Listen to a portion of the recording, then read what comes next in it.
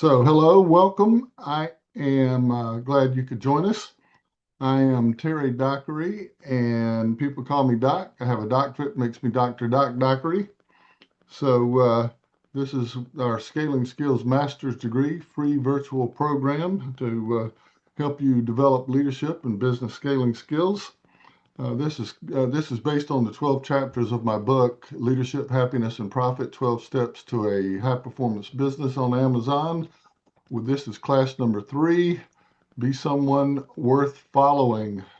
These are techniques to be a world-class leader that inspires followership. So I'm recording this session. If you'll mute yourself so that the recording turns out well, and then please hold your questions to the end of the time, and I will be happy to talk with you then more about your thoughts, or certainly you can follow up with me after the presentation. I will post a video, an edited video of this presentation on my YouTube channel, if you know folks would like to see it later.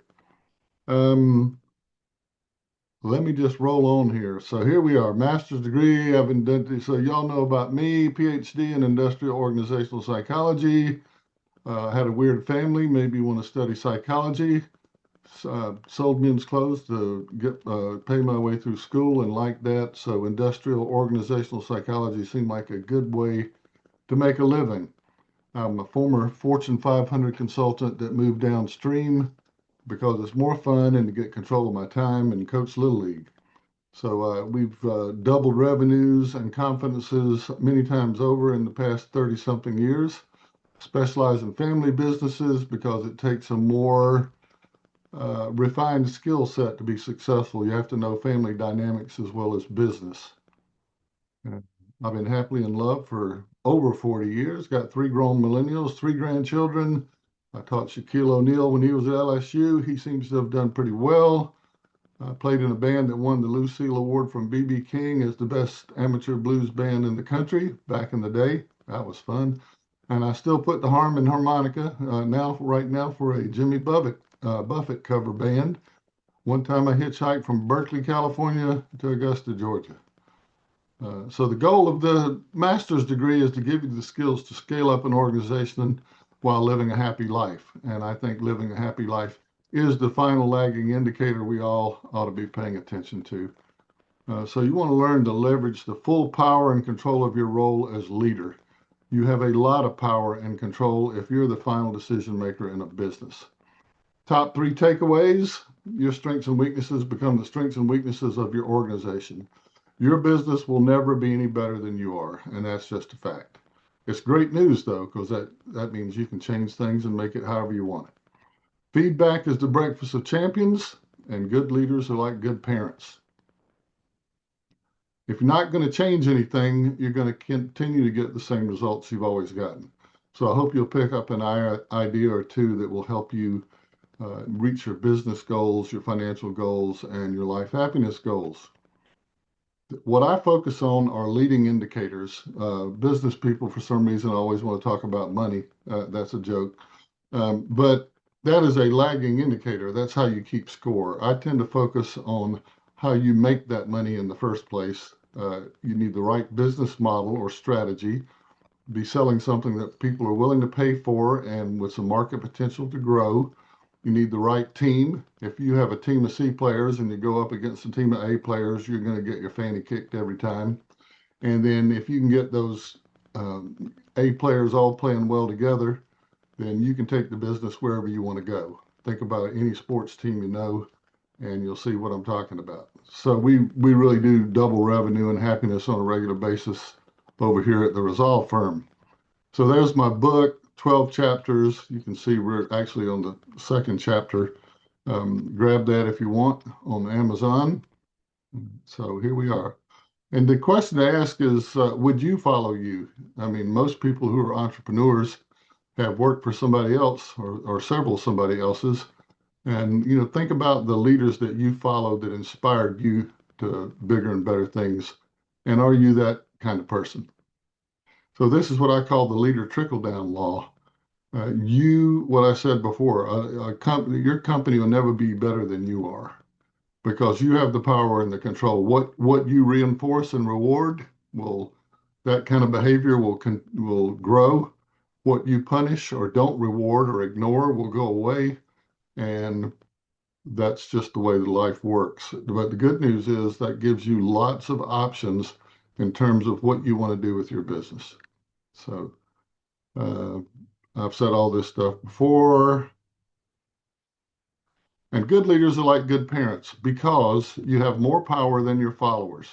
Like parents have more power than their children. And you as a leader are responsible for your whole business family. And there are a lot of articles recently have been written about how they're not the same thing. And well, duh, they're not the same thing, but there are some similar power dynamics that you can use to your advantage. Um, as a good parent, you always want to let the kids know you love them, but you have to set boundaries. You can't spoil them. You have to, and ideally, you would spend at least 80% of your time uh, telling your team or your family that you appreciate them and congratulating them on all their successes, and 20% or less of your time correcting them, coaching them about things that you'd like to see them do differently. So, another thing to be aware of is that our greatest strength often becomes our greatest weakness because we rely on it too heavily. If you're very organized and planful, you can get caught up in the details. You get to be sort of anal, as some people would say. By the same token, if you're a great strategic thinker, big picture orientation, sometimes you can be not as good at implementation or tactics because you're not paying attention to the details. Um, Another example is the best salespeople tend to be disorganized. So you can get a salesperson that's very organized, but they may not be your best salesperson. Okay, as these are examples of kind of 180 skills, I'd call them. I was talking about sales skills and organizational skills tend to be opposite. I mean, you can find an organized salesperson, but I'm trying to get you to look at the big picture. Nobody's good at everything. So especially as you build your team out and develop your own skills, focus on your strengths and then delegate the rest, obviously. People with strong analytical skills, like engineers, for instance, tend to be not as good with emotional intelligence or relationships, people skills. People orientation versus task orientation. A lot of assessment instruments are based on that dichotomy.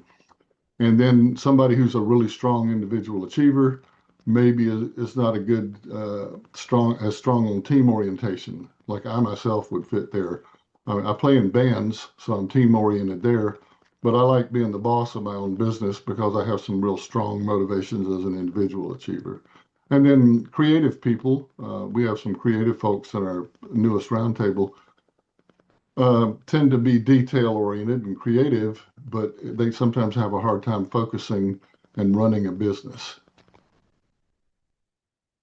If you've ever heard of Theory X and Theory Y, Douglas McGregor's research many years ago, it depends on how you look at people and look at life. If you think that people are basically evil and lazy and they're only motivated by the carrot and the stick, then it sort of limits your options. You think, well, I can bribe them with money or I can shame them into performance. If you have a different worldview where you think people are basically good or neutral and they're industrious, they like a challenge, they like autonomy, they like to be patted on the back, it gives you more options in terms of who you hire and how much autonomy you give them and what they can do to help you reach your organizational goals. So, same like if you're a Theory X kind of leader, you just hire people that will do what you say. They're not going to do much beyond that usually because they're just trying to please you. And you will manage them tightly, give them very little autonomy. If you hire people with the Theory Y philosophy, you want to this is where I see people go wrong with hiring a lot of time. They hire for experience.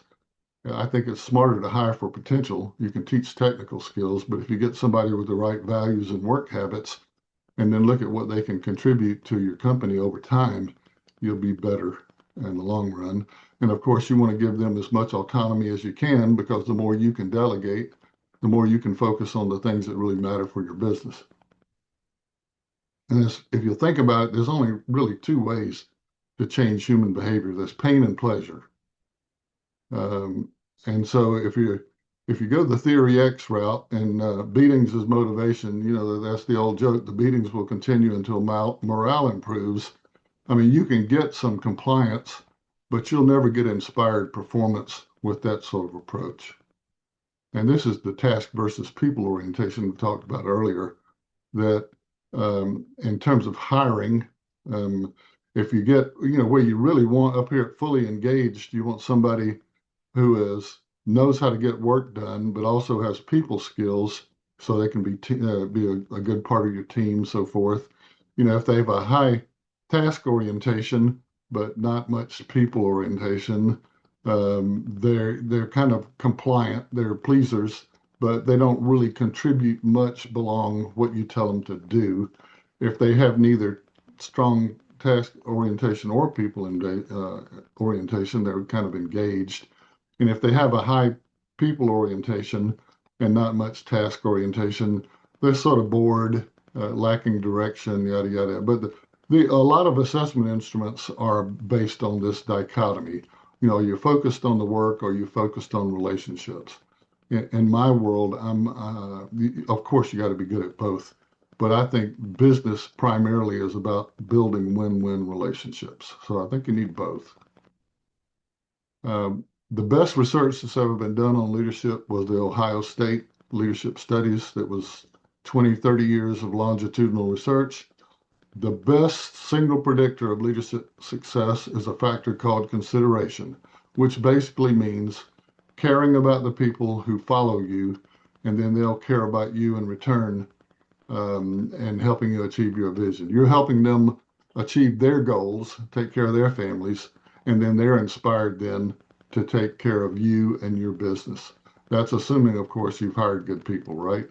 The second one that is less important, but still the second most important, was initiating structure, which is creating some organization. Hey, we need a plan. We need a strategic plan. We need clear roles and goals. We need a tactical plan about how we're going to achieve the strategic plan. So it's like, people are milling around, say, hey, let's get organized and get this done. Trust is huge. If you're considerate of people and then you've decreased ambiguity, I'm often quoted as saying ambiguity is the enemy. If you don't make it clear why you're there, what you're doing, and what people's roles are and what's in it for them, you're not going to get the best from your team. So, assuming you care about your folks, you give them a good plan, both the consideration and initiating structure factors of leadership, that creates trust. They say, okay, Frank's a good leader. He cares about me and my family. I know what my role is, what I'm accountable for, and what authority I have to achieve those goals. I trust him. Okay. And trust is the basis of teamwork. So people have to trust each other in order to really perform as a team. You think about I don't know, a football team where everybody has an assignment and the ball carrier is supposed to go make a touchdown, but everybody knows their role in trying to get him across the goal line, right? And that leads to your highest level of performance.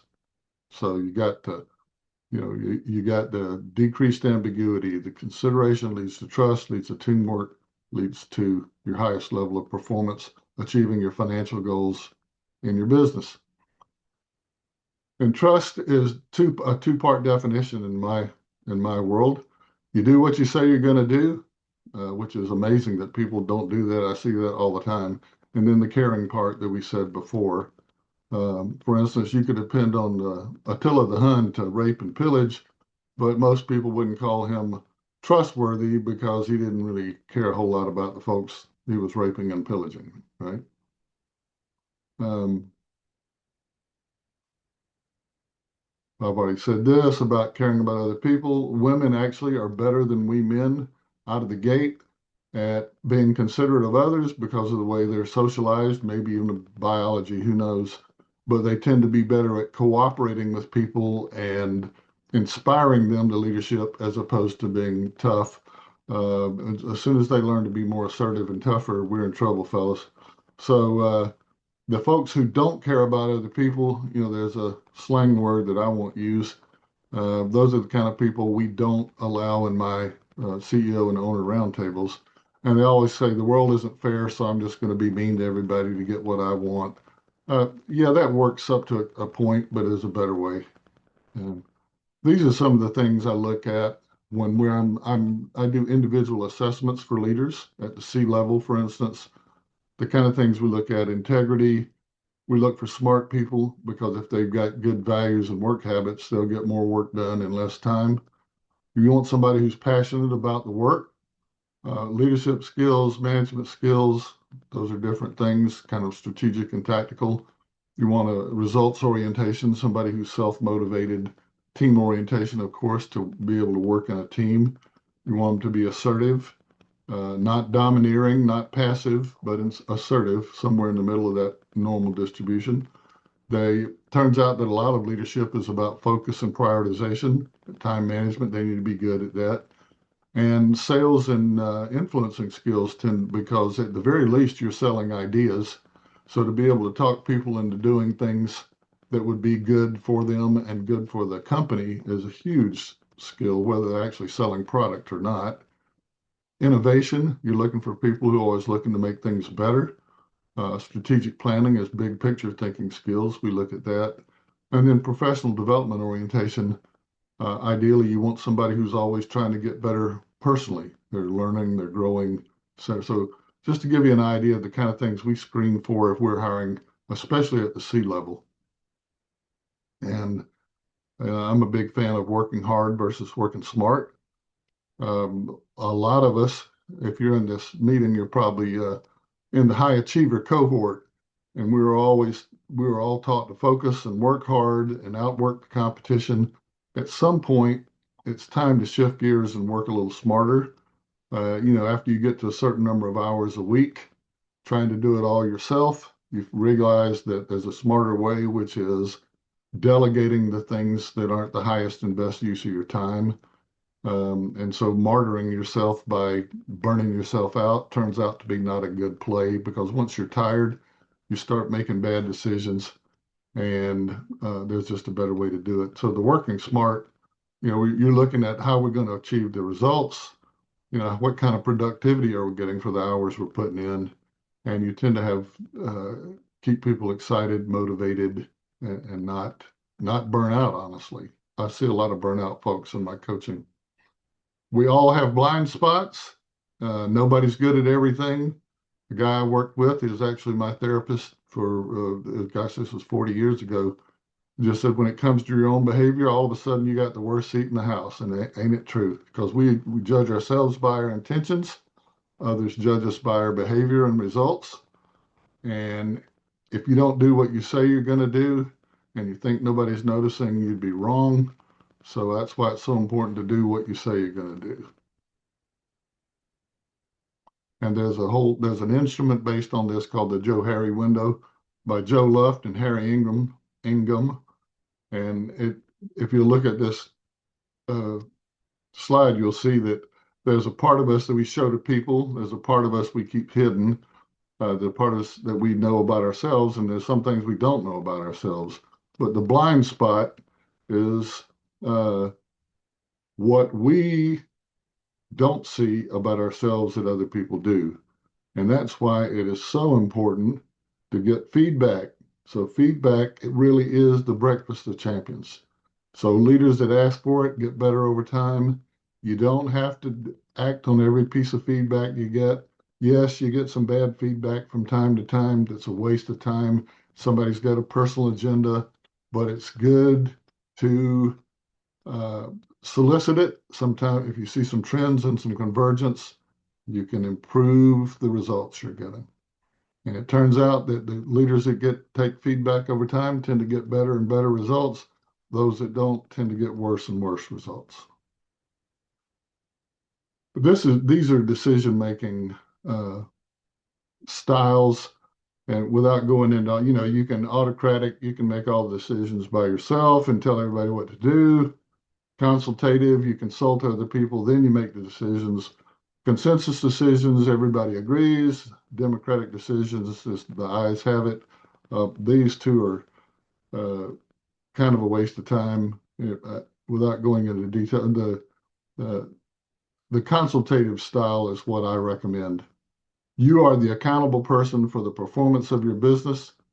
And so but you want to get all the smart people you can to advise you. And that's what I recommend. An organization needs a leader. You need to be pursuing somebody's vision. It'd be nice if everybody could be happy all the time. It's unlikely, and it can spend a lot of time trying to. Sometimes you need a consensus decision or the democratic decision, but it's rare. All right, top three takeaways again. Your strengths and weaknesses become the strengths and weaknesses of your organization. There is no way to dodge that. And that's good news. It gives you a lot of power and control about where you want to take your business and how you want to live. Feedback is the breakfast of champions, and good leaders are like good parents. You let your team know you care about them regularly. Sometimes you have to set boundaries and even sanction them, but it should be a vast minority of the time. So think about where you want to wind up. I ask people lots of times to share their 3-year vision with me. You know, how much money do you want? How do you want to be spending your time day to day? What's important to you? How are you going to get from where you are now there? Once again, think about what changes you can make, tweak it. You don't have to change everything all at once, but if you keep doing the same thing, you're going to get the same results. Next time, the class will be Focus Your Vision. We'll talk more about strategy, and that'll be chapter 3 in my book there. So I will put a video of this presentation on my YouTube channel. If you're not already connected with me on LinkedIn, I got free resources. I write a weekly newsletter, and then twice monthly we have virtual free half-hour speakers. This being one of them, I think, and then we've got other expert speakers coming up. So if you want to look where your greatest opportunities for growth are for your business, if you just take a minute to grade your team A through F on whether you have the right business model or strategy, the right team, and the right teamwork, some patterns may jump out at you. And anytime you want to talk with me and chat about this or other things, feel free to get in touch. That's my contact information there.